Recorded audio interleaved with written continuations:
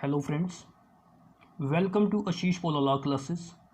In the present lecture of Indian Penal Code, we are going to study the provision of section 79 of IPC with its illustration, the distinction between section 76 and 79 of IPC, similarity between section 76 and 79 of IPC, case laws in relation to section 79 of IPC, and at the end of this lecture we will discuss case laws which are making clarification of difference between mistake of fact and mistake of law.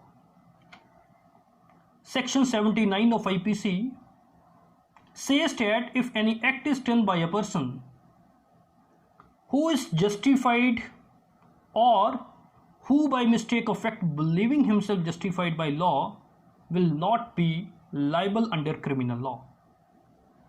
According to section 79 of IPC, nothing is an offence which is done by any person who is justified by law in doing it, or who by reason of mistake of fact and not by reason of mistake of law in good faith believes himself to be justified by law in doing it.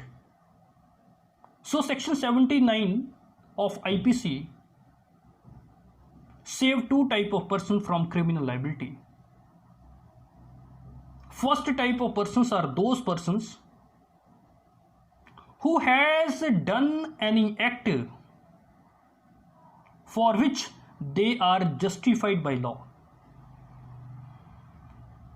in doing that act. And second type of persons are those persons who by reason of mistake of fact in good faith believing themselves to be justified by law in doing that act will also be saved from criminal liability by section 79 of IPC. Let us discuss what the illustration to section 79 wants to say. In this illustration, A sees Z commits what appeared to A to be a murder.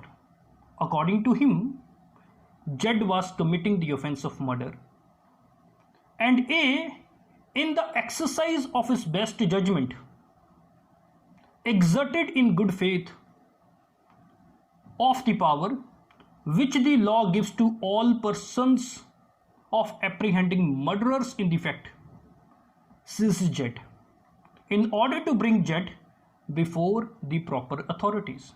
That means to say, when A has seen Z, which according to him was the offence of murder, he seizes Z and he brought Z before the proper authorities.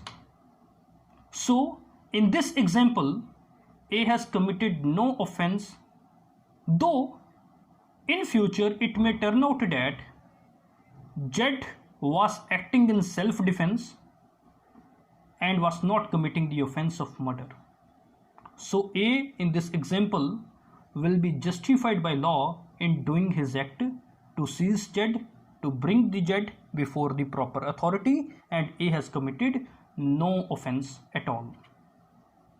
Okay, so this was something about the bare language of section 79. So it is also very important to know that what is the distinction between section 76 and 79 of IPC, because many persons say that section 76 and 79 of IPC states the same things, but they are wrong, because there is a slight difference between these two sections.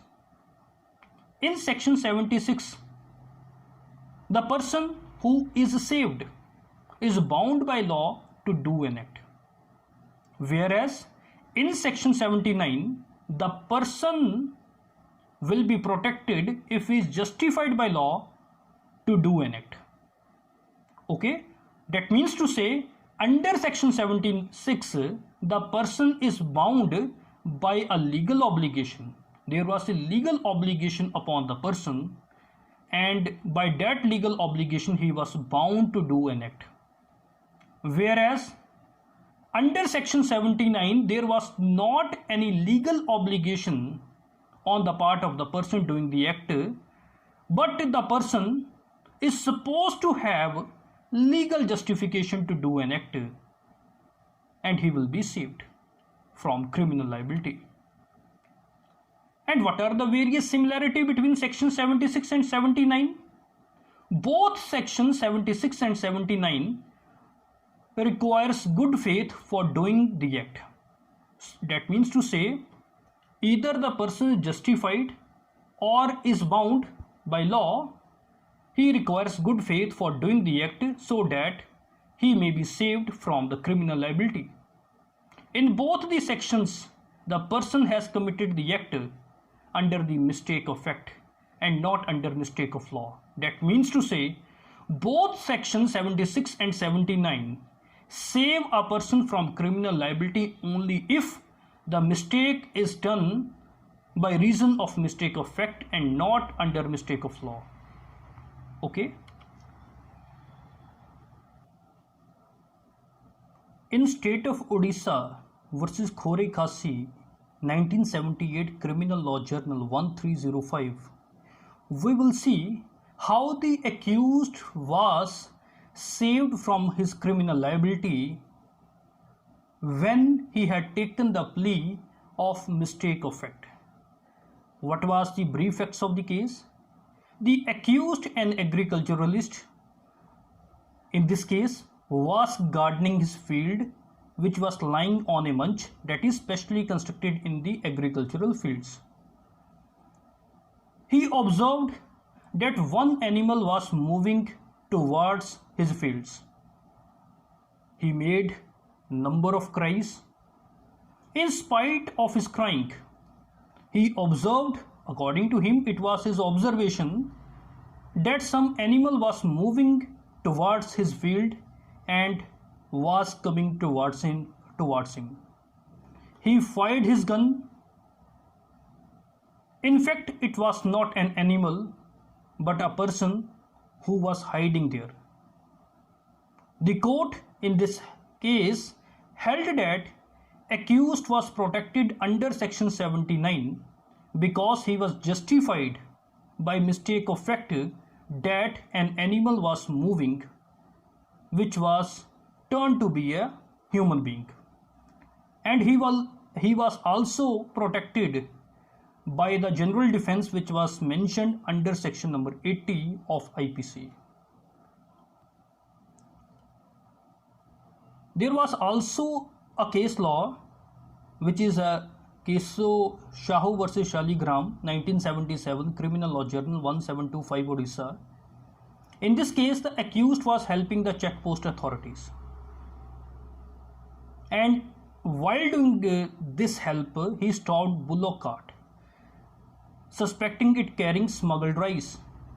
The authorities came and inspected the bullock cart and found nothing about smuggling.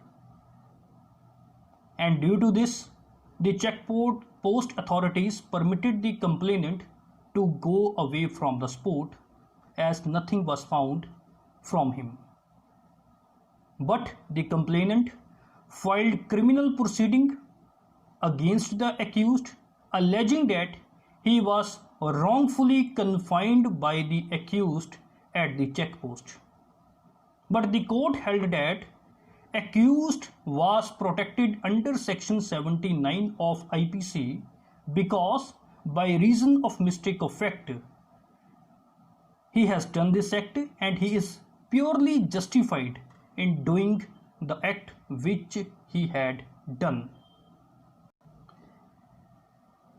In order to understand what is the basic difference between mistake of fact and mistake of law, there are very important landmark judgments in our criminal law, which are R versus Tolson, R versus Wittenstock, R versus Prince, out of which R versus Tolson case is the leading case for mistake of fact, whereas R versus Wittenstock and R versus Prince cases are the leading cases for mistake of law, and we will discuss these three cases one by one.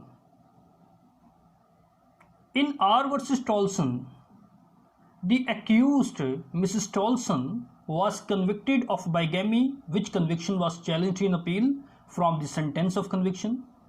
The brief facts of the case was that the lady had gone through the ceremony of marriage within 7 years after she had been deserted by her husband.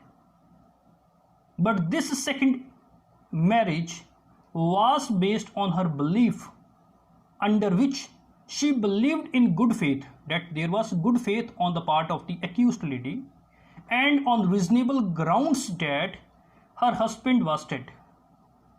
It was held that a bona fide belief on reasonable grounds in the death of the husband at the time of second marriage afforded a good defense to the charge of bigamy.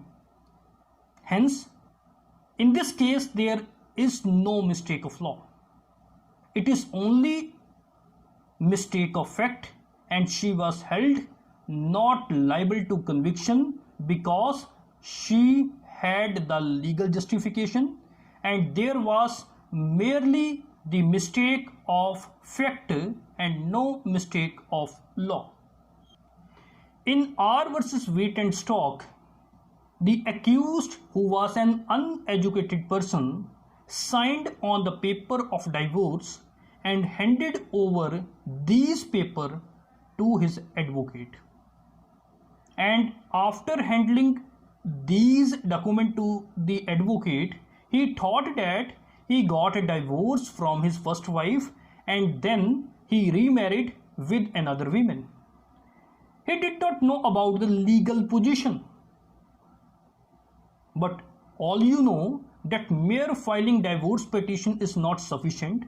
The exact position under the law is that competent court will sanction the divorce only after due inquiry, only after taking the evidence from the parties, which will take time.